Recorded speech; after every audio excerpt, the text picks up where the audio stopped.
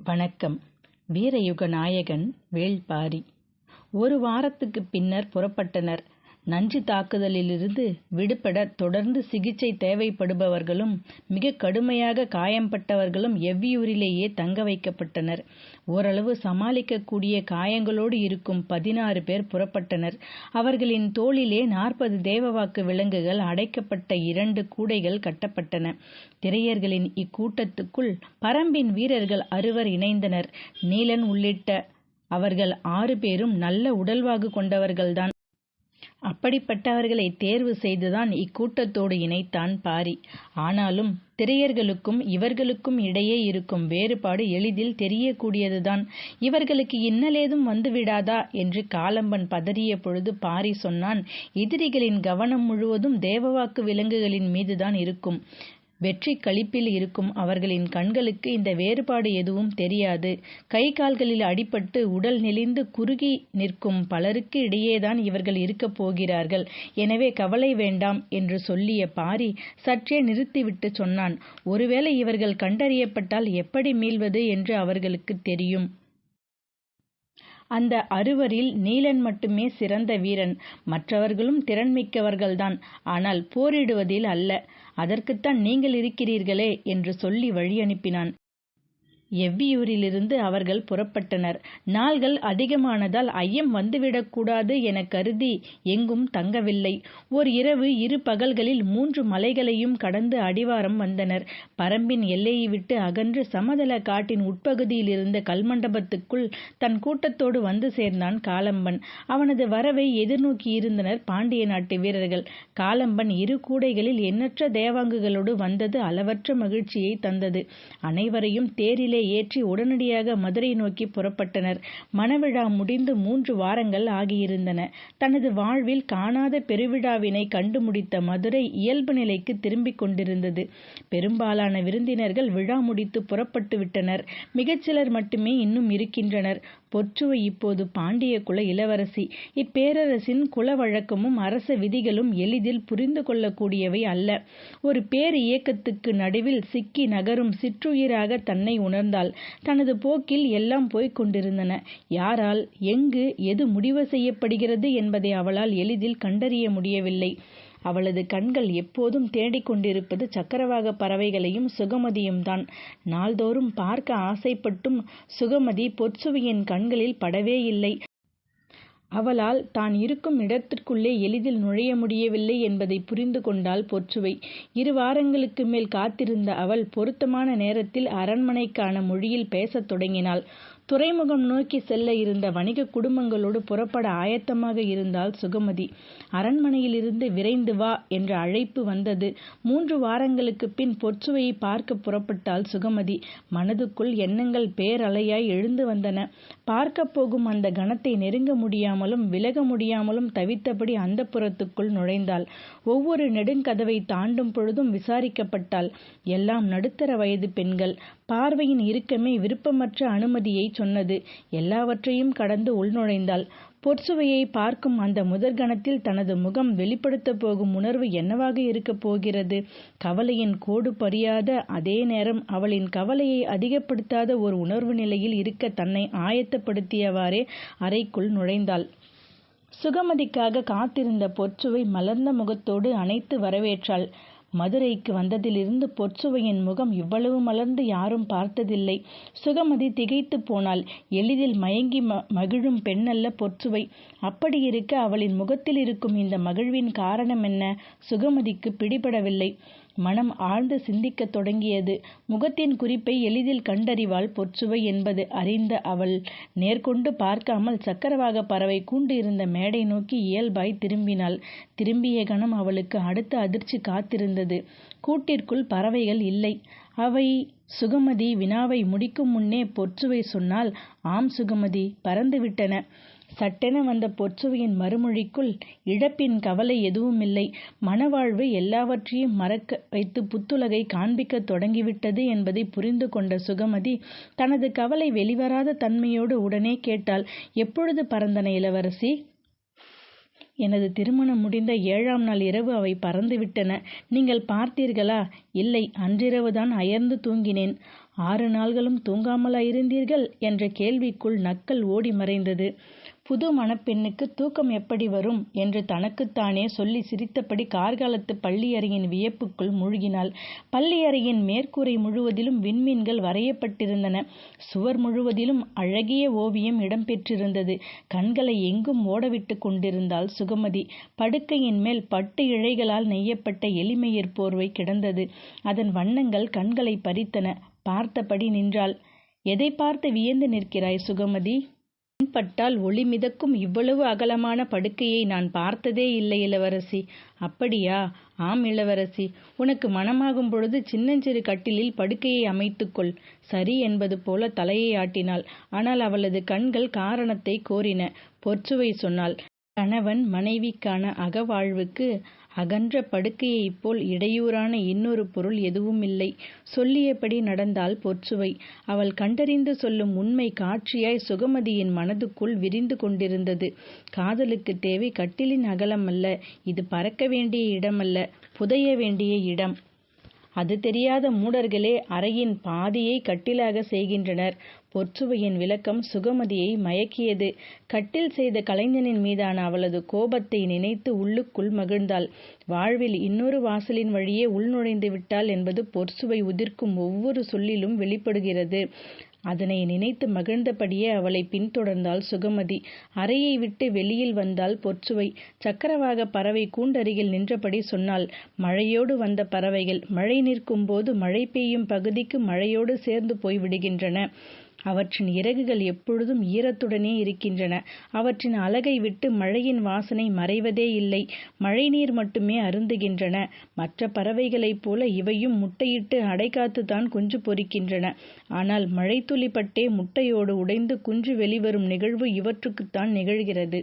பொற்சுவை சொல்லி முடிக்கும் முன் சுகமதி கேட்டால், மழைக்காலம் இன்னும் முடியவில்லையே, அதற்குள் ஏன் பறந்து விட்டன? அவை காதல் பறவைகள் அல்லவா, அதனால்தான் பறந்து விட்டன. காதல் கொள்வதற்கும் மழைக்காலம் முடிவதற்கும் பறப்பதற்கும் என்ன தொடர்பு இருக்கிறது? சுகமதியின் வினாவை தனது அசட்டுச் சிரிப்பால் எதிர்கொண்ட பொற்சுவை சொன்னால், படுக்கையில் தனித்திருக்கும் ஒருத்தி எத்தனை இரவுகள் தான் அவற்றால் பார்த்து கொண்டிருக்க முடியும்? அதிர்ந்தாள் சுகமதி. அதுவரை பொற்சுவை பேசிய சொற்களுக்கும் மலர்ந்திருக்கும் அவளது முகத்துக்கும் காரணம் அறிய வந்த பொழுது நடுங்கி நின்றாள். அவர்களின் தேர் மாலைக்குள் கோட்டையின் மேற்கு வாசலுக்குள் நுழையும் என்று முன்வந்த வீரன் செய்தி சொன்னான். அச்சொல்லிலிருந்து பரவியது பரபரப்பு. நம்ப முடியாதவற்றை நம்பப் போகும் பொழுதுக்காக ஆயத்தமாயினர். இளவரசன் பொதிய வெப்பன் மகிழ்ச்சியின் உச்சத்தில் இருந்தான். வெற்றி செருக்கோடு இருந்த கருங்கைவாணன் அவர்களின் நுழைவை எதிர்பார்த்து மேற்கு வாசல் மாடத்திலே காத்திருந்தான். பேரரசர் குலசேகர பாண்டியனையும் இவ்வளவு மகிழ்வோடு யாரும் பார்த்ததில்லை. முசுகுந்தர் போன்று நெடுங்காலம் அவருக்கு அருகிலே இருக்கும் மனிதர்களுக்கே அது வியப்பாக இருந்தது. மகிழ்வோ துக்கமோ உணர்ச்சியை எளிதில் காட்டிக்கொள்ளாதவர் பேரரசர்.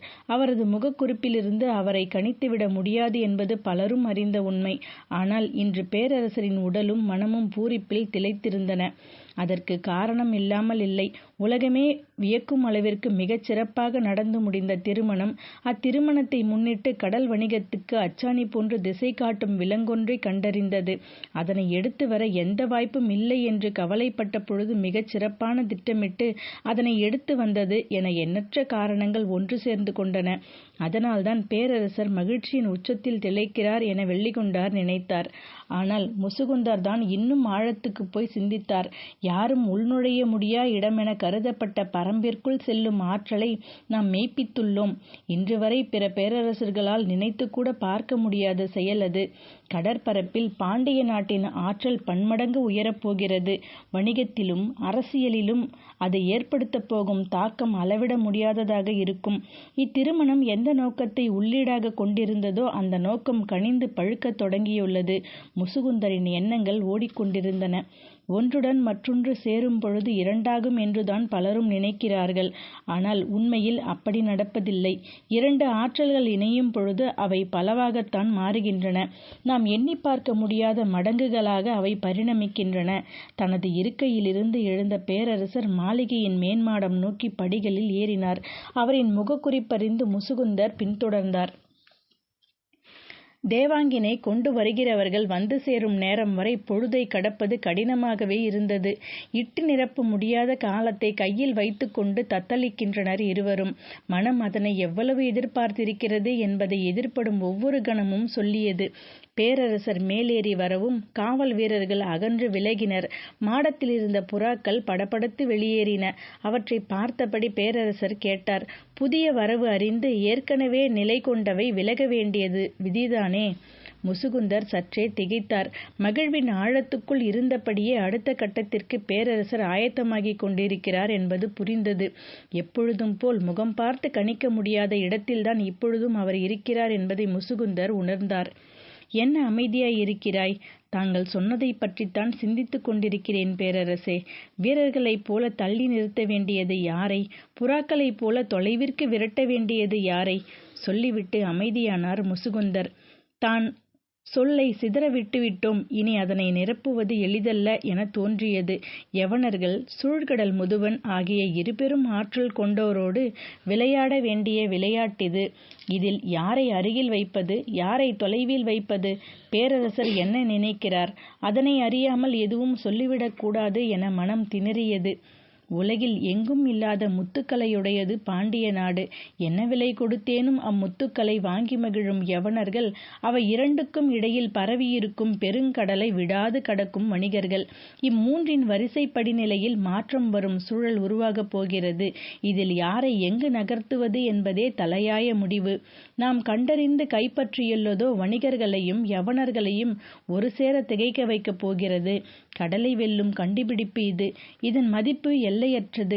காலம் கடந்தாலும் மதிப்பிழக்காதது. அதனை முழுமையாக புரிந்து கொண்டு நாம் முடிவெடுக்க வேண்டும். பதட்டத்தில் எதனையும் செய்துவிடக்கூடாது.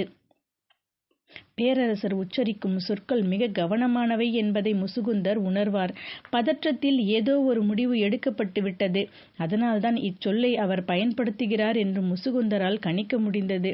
என்ன நடந்திருக்கும் என நினைவு கூர்ந்த பொழுது அவரது சிந்தனைக்கு எட்டியவர் சூழ்கடல் முதுவன். தேவாங்கினை கொண்டு வந்து கொண்டிருக்கும் செய்தி பேரரசருக்கு சொல்லப்பட்ட உடனேயே அவருக்கும் சொல்லப்பட்டுவிட்டது. சூழ்கடல் முதுவனும் அரங்கிற்கு வந்துவிட்டார். ஏதோ ஒரு வகையில் அது தவறு என்று பேரரசர் கருதுகிறார் என்பதை முசுகுந்தர் உணர்ந்தார். அன்பு, உறவு, ஆசை, மகிழ்வு என உணர்வுகளால் நெருங்க முடியாததாக இருக்க வேண்டும் அரசாட்சி. அதன் விதிகள் எதன் பொருட்டும் கீழிறங்கக்கூடாது. நாட்டின் விதியை எழுதுகிறவனுக்கு வேறு எவையும் பொருட்டல்ல. பேரரசர் குலசேகர பாண்டியன் மாடத்திலிருந்து கீழிறங்க முனைந்த போது தள்ளி நிறுத்த வேண்டியவர்களையும் தொலைவிற்கு விலக்க வேண்டியவர்களையும் பற்றிய கணிப்புக்கு வந்தார் முசுகுந்தர். அதில் தான் நிற்க வேண்டிய இடம் எது என்பது மட்டும் அவருக்கு பிடிபடவில்லை. வழக்கம் போல் நாழிகையின் மணியோசை கோட்டையின் நடுவிலிருந்து ஒலித்தது. கோட்டையின் நெடுங்கதவுகளை மூடச் சொல்லும் உத்தரவு அது. மேற்கு வாசலின் மேல் மாடத்தில் தளபதி கருங்கைவாணன் நின்று கொண்டிருந்தான். அவனோடு கோட்டை தளபதி சாகலைவனும் நின்றான். இளமாறனும் செவியனும் சற்று தள்ளி நின்று கொண்டிருந்தனர். கீழ் நின்று கொண்டிருந்த காவல் வீரர்களுக்கு நெடுங்கதவை மூடலாமா வேண்டாமா என்று முடிவெடுக்க முடியவில்லை. முக்கியமானவர்களின் வரவை எதிர்பார்த்து தளபதி உள்ளிட்டவர்கள் மேலே நின்று கொண்டிருக்கின்றனர். அப்படியிருக்க நாம் கதவினை மூடினால் என்னவாகும் என நினைத்து குழம்பி போய் நின்றான். கட்டுத்தறியிலிருந்து யானை வந்து சேர்ந்தது. கோட்டை கதவின் குறுந்தடியை யானையை கொண்டே தூக்கிச் செருக வேண்டும். காவல் வீரர்கள் யானைப்பாகனை பொறுத்திருக்க சொன்னார்கள். அவனுக்கும் காரணம் புரியவில்லை. சரி, நிற்போம் என முடிவெடுத்து நின்றான். மேல்தளத்தில் நின்று கொண்டிருந்த இளமாறனுக்கும் செவியனுக்கும் கோட்டை வாசல் தளபதி மாரையனின் நினைவு வந்து போனது. அன்று இரு தேவாங்குகளோடு நாம் வந்தபோது நெடுநேரம் கோட்டையின் வெளிப்புறம் நின்றோம். ஆனால் இன்று அதே தேவவாக்கு விலங்குகள் வரவிருப்பதற்காக கோட்டையின் மேலே தளபதி நிற்கிறார். கோட்டைக்குள்ளே யானை வந்து நின்று கொண்டிருக்கிறது. அவர்கள் பேசிக் கொண்டிருக்கையில் குதிரைகள் பாய்ந்து வந்து கொண்டிருந்தன. திரையர்களையும் தேவாங்குகளையும் கொண்டு வரும் வண்டிகள் வேகம் குறையாமல் கோட்டைக்குள்ளே நுழைந்தன. குதிரைகளின் பாய்ச்சல் கண்டு நிறுத்தப்பட்டிருந்த யானை பிளிறியது. இளமாறனும் செவியனும் கோட்டையின் உட்பக்கமாக பார்க்க 4 வண்டிகள் வரிசையாக கோட்டைக்குள் நுழைந்தன. வண்டியின் முன்னும் பின்னும் குதிரையில் ஆயுதம் தாங்கிய காவல் வீரர்கள் வந்தனர். வண்டிக்குள் இருந்தவர்கள் அனைவரும் சங்கிலி கொண்டு பூட்டப்பட்டிருந்தனர். கோட்டையை நெருங்கும் பொழுது அனைவரையும் சங்கிலி கொண்டு பூட்டியுள்ளனர். 3 வண்டிகளில் திரையர்கள் இருந்தனர். ஒரு வண்டியில் தேவாங்கு விலங்குகள் இருக்கும் 2 கூடைகளை வைத்துக்கொண்டு மதுரை வீரர்கள் அமர்ந்திருந்தனர். கூட்டு வண்டியின் சட்டகங்களின் இடைவெளியின் வழியே மதுரையை பார்த்தான் நீலன். கோட்டையின் உயரமும் பெரும் கட்டடங்களும் விரிந்து நீண்ட வீதிகளும் பெரும் வியப்பை ஏற்படுத்துவனவாகத்தான் இருந்தன. ஆனால் நீலனின் கண்களுக்கு அவை பொருட்டாக படவில்லை. அவனது கண்கள் பிளிறிய யானையை பார்த்தன. அதன் மீது அகுதை வீற்றிருப்பதைப் போல தெரிந்தது.